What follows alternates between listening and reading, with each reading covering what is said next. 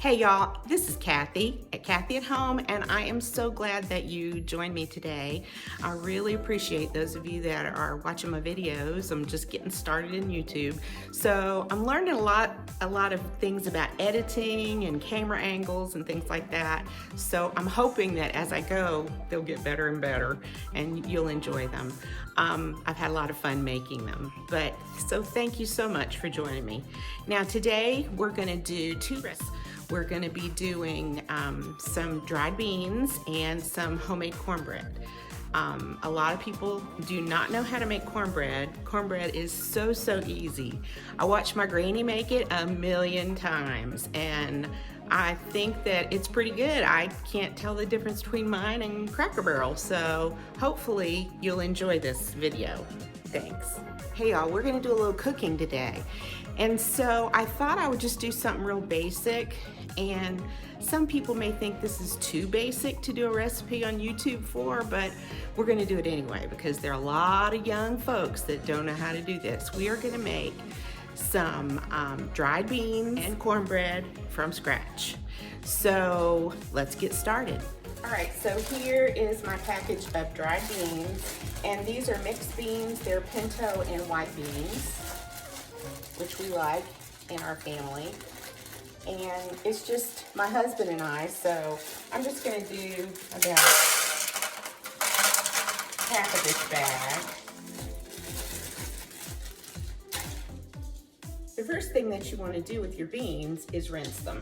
So we're gonna put some water in that bowl.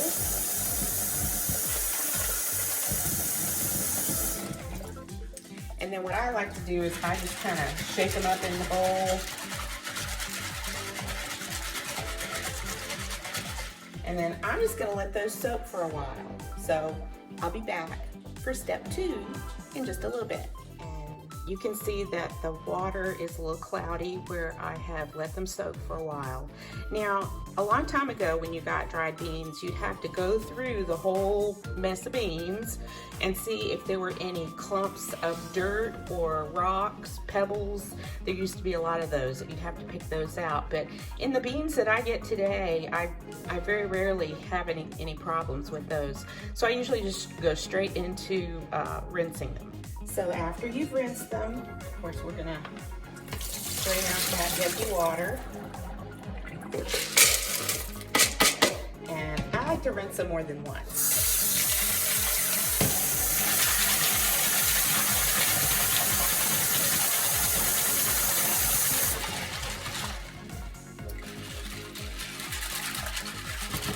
Make sure they're nice and clean.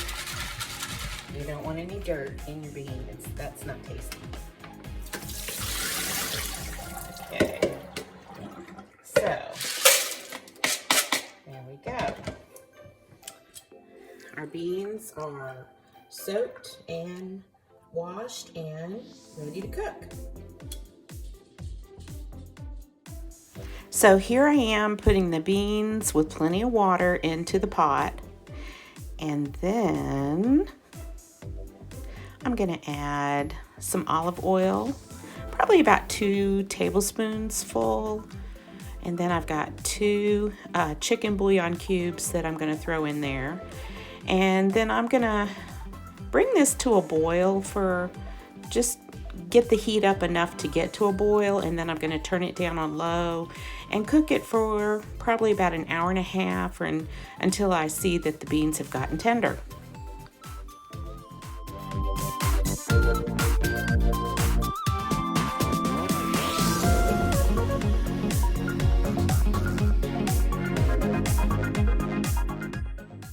I'm chopping up some green onions that I'm going to add at the end of the beans cooking, and that will season them up some, but we still want them to be a little bit crispy, so we don't put them in too soon.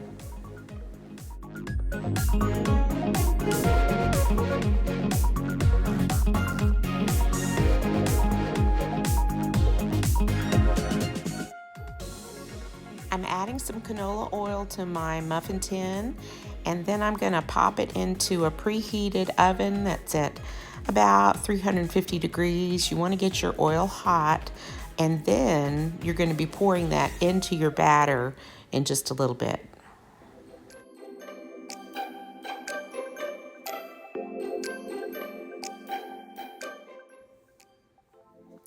I'm going to be adding 2 cups of white self-rising cornmeal to make a dozen cornbread muffins.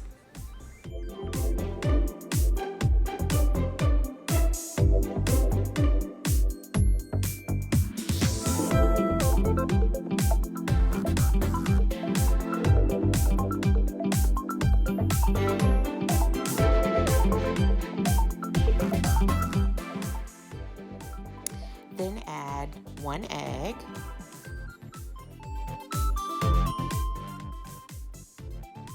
Next, I'm going to be adding the buttermilk. I'm going to be using about 1.5 cups. I don't really measure it. I just look for the consistency that I want. You don't want a real thick cornbread consistency. If the batter is too thick, then your cornbread's going to be dry. So just add enough so that it's a fairly thin batter.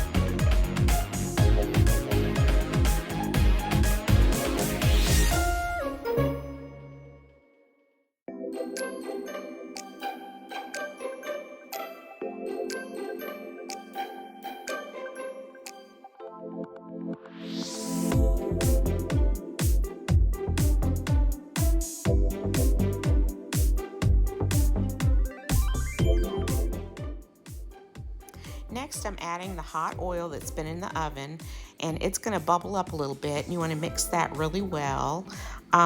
You can also add sour cream to this cornbread. You can add cheese to it. You can add cream corn.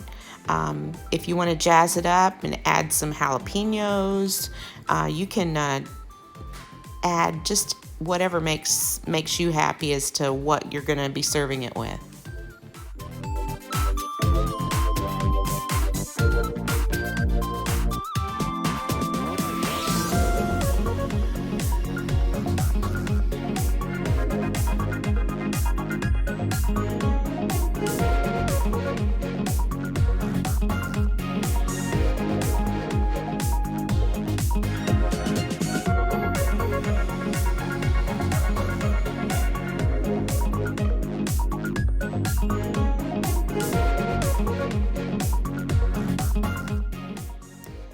Now it's time to pour it into the muffin tins. Now you can also cook this in a cast iron skillet. I've even made it in a glass container, a Pyrex container. So you can do variations as far as how you want to cook it. If you want to make a large cornbread and slice it, or if you want to make the muffins. But I just like the muffins because it doesn't take that long to cook.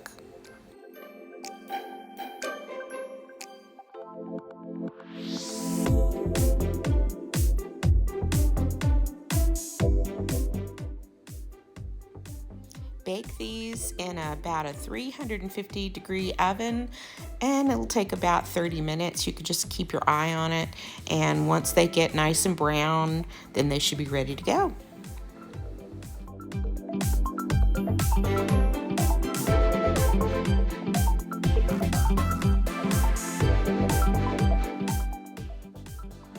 On to the coleslaw. I just have a bag of the coleslaw mix that's already been sliced up. You could get a head of coleslaw and just cut it up. You can add most anything you want to it. You could add carrots, you can add some onion, you can add red cabbage. My grandmother even used some diced apples in hers. This is a good creamy coleslaw, so I am getting about a cup of mayo, and I'm measuring it out for you guys. When I make this, I just dump it in there and I don't really measure it. But you're going to add a little bit of sugar, and I added about 2 teaspoons of sugar to this. And then you're going to add about a tablespoon of vinegar, and I like to use the apple cider vinegar in mine.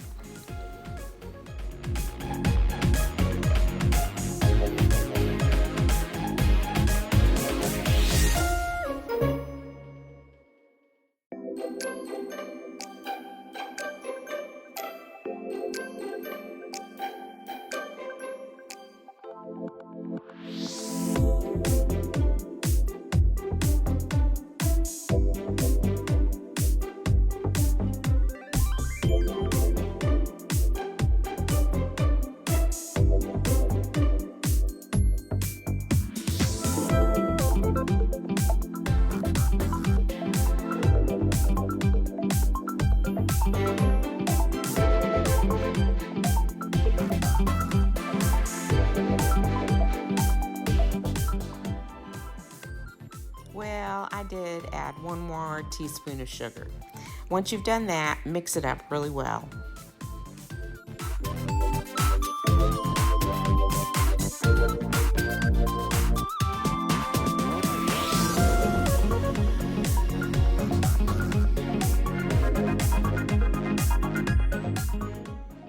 You could use less of the mayonnaise if you didn't want it quite as creamy, because once you add it to the cabbage mixture, it's going to, the cabbage is going to release some of its own juice, and it's going to get a little juicier after it sits for a while.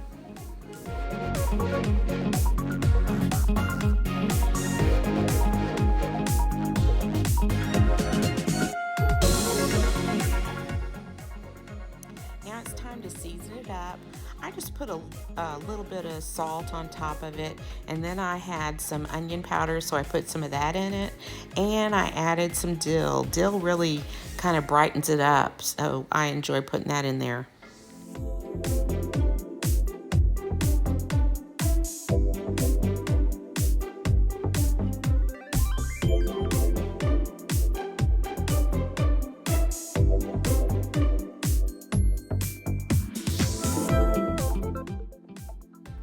This is probably the most important step of all, and that is taste it before you serve it and make sure that it's tasting the way that you want it to. And this is pretty good.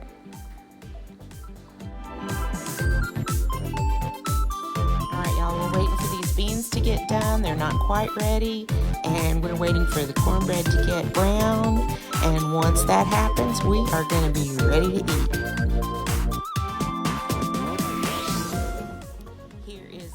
Product, and it looks pretty good. In fact, it looks so good that I'm going to take a little bite of this cornbread in just a second here. I put my green onions on top of my beans and I mix those in, and then there's some nice cold coleslaw, and had to sample it, y'all. It was really good. So I hope you enjoyed this video, and if you have any comments or questions about the recipe, please share them with me below. Thanks so much for watching, and you guys are amazing, and I hope you have a wonderful day. Bye-bye.